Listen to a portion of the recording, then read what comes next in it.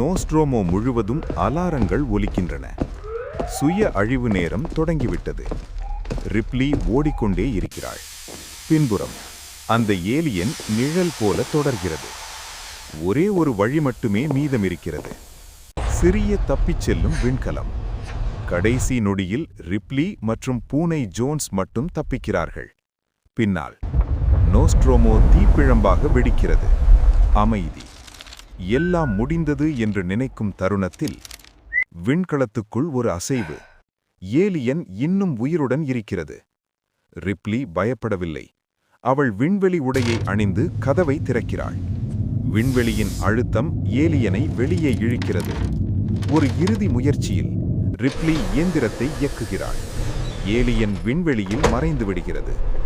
Ripley ஒரு பதிவு செய்கிறாள். இது எல்லாம் முடிந்துவிட்டது. அவளும் ஜோன்ஸும் தூக்க நிலைக்கு செல்கிறார்கள். பூமியை நோக்கி.